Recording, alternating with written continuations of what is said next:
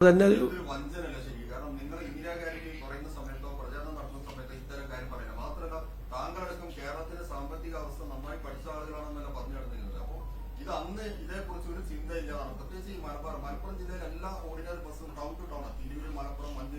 ഇത് 2-3 പ്രാവശ്യം ഇതേ ചോദ്യം തന്നെ 3 പേര് ചോദിച്ചിട്ട് ഞാൻ നല്ല ഭംഗിയായിട്ട് മറുപടി പറഞ്ഞതാണ്. അത് പഠിച്ച് അതിനുള്ള ഓൾട്ടർനേറ്റീവ് സംവിധാനം ഏർപ്പെടുത്തുന്നു. പിന്നെ വഞ്ചന എന്നൊക്കെയുള്ള വാക്ക് ആളുകൾക്ക്, സ്ത്രീകൾക്ക് KSRTCയിൽ സൗജന്യ യാത്ര ഓർഡിനറി ബസ്സുകളിൽ അനുവദിക്കാനുള്ളൊരു സ്കീം 800 കോടി രൂപയോളം വരുന്നൊരു ബാധ്യതയുള്ള ഒരു സ്കീം പ്രഖ്യാപിച്ചിട്ട് വഞ്ചന എന്ന് പറയുകയാണെങ്കിൽ താങ്കൾ പ്രതിനിധാനം ചെയ്യുന്ന സ്ഥാപനത്തിന്റെ അഭിപ്രായമായിട്ട് അത് നാളെ എഴുതിക്കോ, സ്ത്രീകളെ വഞ്ചിച്ചു എന്ന് പറഞ്ഞു. അല്ലാതെ ഞാൻ വേറെ അഭിപ്രായമൊന്നും അതിനെക്കുറിച്ച് പറയുന്നില്ല. പക്ഷെ ആ വാക്ക് ഒന്നും കൂടി ആലോചിക്കും. നിങ്ങൾ മാധ്യമപ്രവർത്തകരല്ലേ. ആ വാക്ക് ഒരു വലിയ പ്രധാനപ്പെട്ട സ്കീം. കേരളത്തിലെ പാവപ്പെട്ട സ്ത്രീകളാണ് ഇതിൻ്റെ അത് യാത്ര ചെയ്യുന്നത് കൂടുതൽ, ബഹുഭൂരിപക്ഷം പേർ. അല്ല, ലെറ്റ് മീ കംപ്ലീറ്റ്. ഞാനൊരു ഉത്തരം പറഞ്ഞുകൊണ്ടിരിക്കുമ്പോൾ അങ്ങൊരു പ്രസംഗം പോലെ ഒരു ചോദ്യം ചോദിച്ചു. അതിന് ഞാൻ ഉത്തരം പറഞ്ഞുകൊണ്ടിരിക്കുകയാണ്. അങ്ങനെ അസ്വസ്ഥരാവല്ലേ.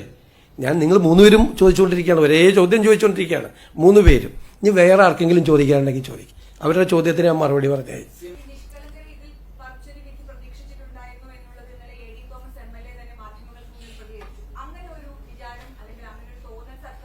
അല്ല, നമുക്ക് അങ്ങനെ ഒരു കോടതി വിധിയെക്കുറിച്ച് സർക്കാർ കയറി കമന്റ് പറയാൻ പറ്റുമോ?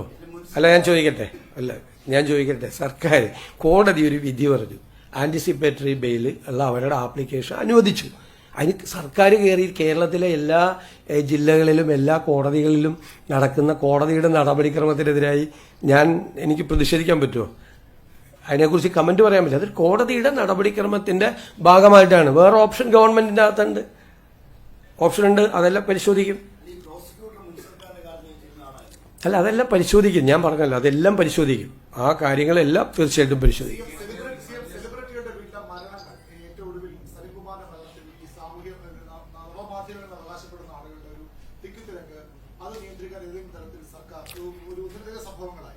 ഇതൊക്കെ നിയമം കൊണ്ട് നിയന്ത്രിക്കേണ്ട ഒരു കാര്യങ്ങളല്ല. ഞാൻ തന്നെ വളരെ ദേഷ്യപ്പെട്ട് അവരോട് സംസാരിച്ചു. കാരണം ഈ ഓണർ കൊടുക്കാൻ പോലീസിന് പറ്റുന്നില്ല, കുടുംബാംഗങ്ങൾക്ക് അവരുടെ കർമ്മങ്ങൾ ചെയ്യാൻ അവരെ അനുവദിക്കുന്നില്ല. വല്ലാത്തൊരു സ്ഥിതിയായിരുന്നു. അപ്പോൾ ഞാനാണ് ആദ്യം അതിനോട് പ്രതികരിച്ചത്, നിങ്ങൾ മാറി നിൽക്കണം, കുടുംബത്തിന് ഈ കർമ്മങ്ങൾ ചെയ്യാൻ അവരെ അനുവദിക്കണമെന്ന് പറഞ്ഞത്. അത് മാത്രമല്ലല്ലോ, സലീം കുമാർ രോഗബാധിതനായി കിടക്കുമ്പോൾ സോഷ്യൽ മീഡിയയിൽ വലിയൊരു അറ്റാക്ക് നടന്നു. ചത്തുകൂടെ എന്നാണ് ചോദിച്ചത്. എന്താണ് ആ മനുഷ്യൻ ചെയ്ത തെറ്റ്? മരിച്ചു കഴിഞ്ഞിട്ടും വളരെ മോശമായ രീതിയിലുള്ള സോഷ്യൽ മീഡിയ പ്രചരണം നടന്നു. ഇത് നമ്മുടെ കേരളത്തിലാണോ ഇത് നടക്കുന്നത്? ദേശീയ അവാർഡ് നേടിയ ഒരു നടനാണ്, മലയാളികളെ കുടുകൂടെ ചിരിപ്പിച്ച ഒരു നടനാണ്. എല്ലാവർക്കും ഇഷ്ടമുള്ള ഒരാളെ കുറിച്ച് എന്തും സോഷ്യൽ മീഡിയയിൽ പ്രചരണം നടത്തണം. ചത്തുകൂടെ എന്നാണ് ചോദിച്ചത്, സുഖമില്ലാതെ ഒരാൾ കിടക്കുമ്പോൾ. ഇതാണ് നമ്മുടെ കേരളം. ആരാണ് ഇതിന്റെ പുറകിൽ? ഈ ക്യാമ്പയിന്റെ പുറകിൽ എല്ലാവർക്കും രാഷ്ട്രീയമുണ്ട്. കലാകാരന്മാർക്കും സാംസ്കാരിക പ്രവർത്തകർക്കൊക്കെ ഒരുപാട് ആളുകൾക്ക് രാഷ്ട്രീയമുണ്ട് ഇവിടെ. ഒരുപാട് പേർക്ക് അവരുടെ രാഷ്ട്രീയത്തിന്റെ പേരിൽ ഒരാൾ സുഖമില്ലാതെ വെന്റിലേറ്ററിൽ മരണത്തോട് മല്ലടിച്ച് കിടക്കുമ്പോൾ നടത്തിയൊരു ക്യാമ്പയിൻ ഉണ്ടല്ലോ, ഇത് നമ്മുടെ കേരളത്തിന് യോജിച്ചതല്ലത്. കേരളം അത് തിരിച്ചറിയും. ഇത് ചെയ്യുന്ന ആളുകൾ അത് മനസ്സിലാക്കണം.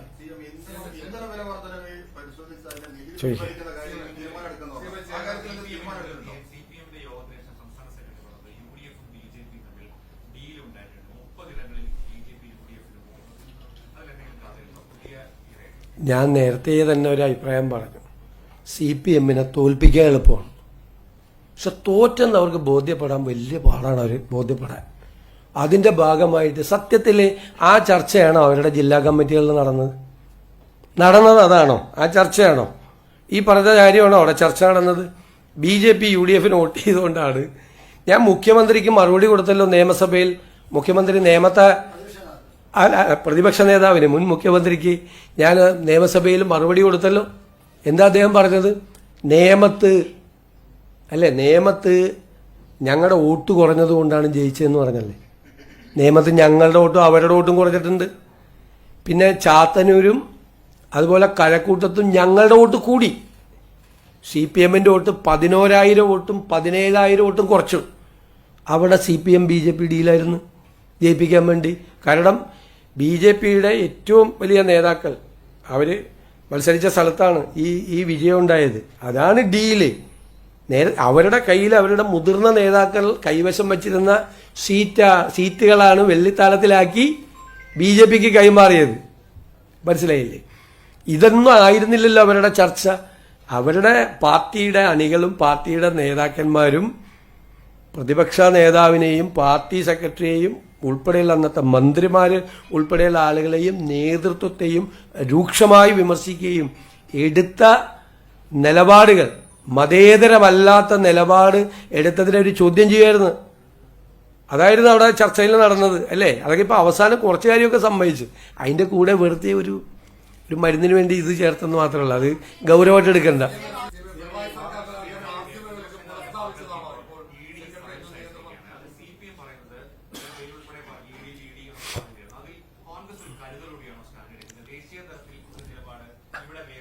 ഞാൻ ചോദിക്കട്ടെ, ഇപ്പം ഞങ്ങൾ പറഞ്ഞത് തന്നെ നിങ്ങൾ എന്നോട് അന്ന് അഭിപ്രായം ചോദിച്ചപ്പോൾ ഞാൻ അതൊക്കെ പറഞ്ഞല്ലോ. മോഡിയെ കാണാൻ പോയിട്ട് ഞാൻ ഇതൊക്കെ ചെയ്യിപ്പിച്ചതൊക്കെ ഞാൻ പറഞ്ഞല്ലോ, റെയ്ഡൊക്കെ നടത്തിച്ചത്. അത് കഴിഞ്ഞിട്ട് ഞാൻ എൻ്റെ അഭിപ്രായം ചോദിച്ചപ്പോൾ പറഞ്ഞു അതൊരു കേസ് രജിസ്റ്റർ ചെയ്ത് നടക്കുന്ന നടപടിക്രമങ്ങളുടെ ഭാഗമാണ്. ഒരു കേസ് രജിസ്റ്റർ ചെയ്തിട്ട് കോടതിയിൽ അവർ പോയി, ഹൈക്കോടതിയിൽ ഇത് അന്വേഷണം നിർത്തിവെക്കണമെന്ന് പറഞ്ഞു. കോടതി ആ പെറ്റീഷൻ റിജക്റ്റ് ചെയ്തു. എന്നിട്ട് അന്വേഷണം തുടരാൻ പറഞ്ഞു. ഡിവിഷൻ ബെഞ്ചിൽ വീണ്ടും പോയി. ഡിവിഷൻ ബെഞ്ചും ആ പെറ്റീഷൻ റിജക്റ്റ് ചെയ്തു. വീണ്ടും അന്വേഷണം നടത്താൻ പറഞ്ഞു.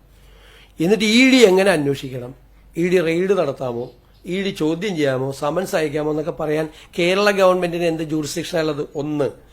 രണ്ടാമത്തെ കാര്യം, ഇതേ അഭിപ്രായമല്ലേ ഇപ്പോൾ ഈ സമൻസ് അയച്ചതിനെ കുറിച്ച് CPM പറഞ്ഞേക്കണത്?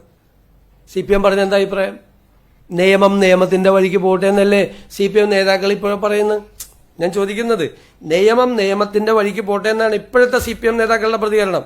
അത് തന്നെയല്ലേ ഞാനന്ന് പറഞ്ഞത്. ഞാൻ ആദ്യം പറഞ്ഞത് ഇവർ രണ്ടാമത് പറയുന്നു എന്നുള്ള വ്യത്യാസം മാത്രമേ ഉള്ളൂ.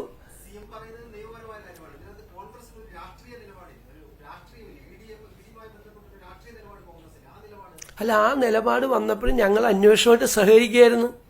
ഇത് രാഷ്ട്രീയമായ കേസാണെങ്കിൽ CPM-ന് രാഷ്ട്രീയമായി അതിനെ എതിർക്കാനുള്ള അവകാശമുണ്ട്. ഞങ്ങൾ അതിനെ ചോദ്യം ചെയ്യുന്നില്ല. പക്ഷെ ED റെയ്ഡ് ചെയ്യാൻ വരുമ്പോൾ EDയുടെ വണ്ടി തല്ലി പൊളിക്കുക, അതിൻ്റെ അതിരിക്കുന്ന ആളുകളെ അടിച്ചാൽ ലോ ആൻഡ് ഓർഡർ സിറ്റുവേഷനാണ്. അവിടെ പോലീസ് ഇടപെടും. അതൊന്നും നടക്കില്ല കേരളത്തിൽ, അതൊന്നും നടക്കില്ല. അതിലിടപെടും. നമ്മൾ 55 മണിക്കൂർ രാഹുൽ ഗാന്ധിയെ ഇൻട്രോഗേറ്റ് ചെയ്തില്ലേ? അവരവിടെ പോയിരുന്നില്ലേ? മനസ്സിലായില്ലേ? കേസല്ലേ. ഇപ്പൊ CPM നേതാക്കൾ എല്ലാവരും പറയുന്നുണ്ടല്ലോ. ഇപ്പൊ ഇഷ്ടിക കയ്യിലെടുത്തില്ലല്ലോ സമൻസ് അയച്ചപ്പോ. ഇഷ്ടിക കയ്യിലെടുത്തോ? ഇഷ്ടിക കയ്യിലെടുത്തില്ല. നിയമത്തിന്റെ വഴിക്ക് പോട്ടെ എന്ന് അത് മാത്രമേ ഞാനും പറഞ്ഞുള്ളൂ അന്ന്.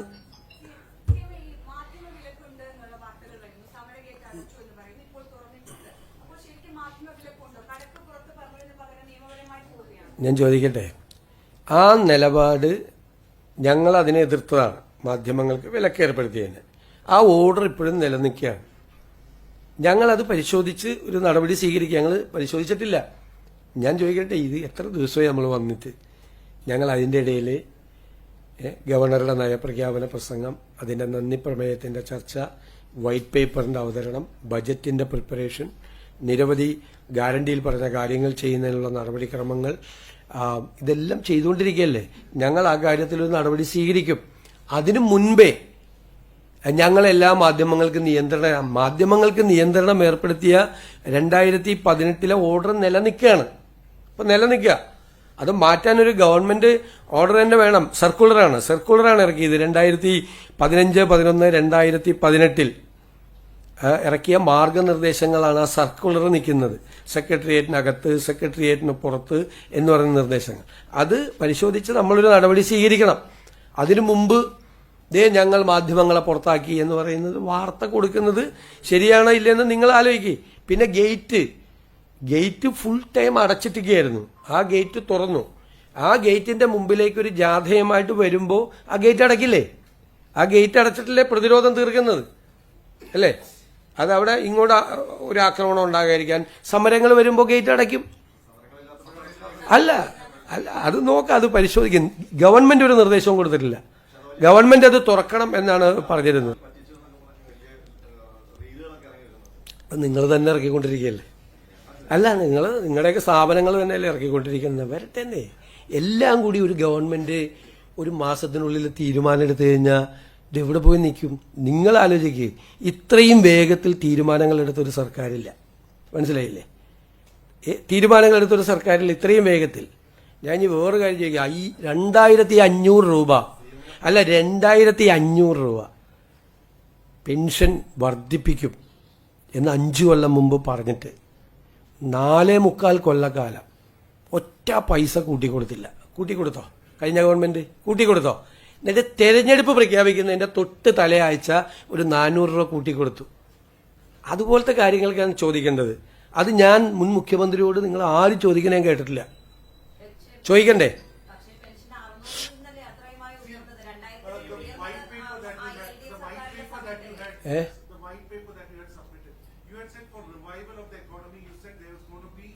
Private power projects, foreign university and whereas development. So all these are long-term returns, nothing on the short term. So what is the plan for the next 2 years other than borrowing?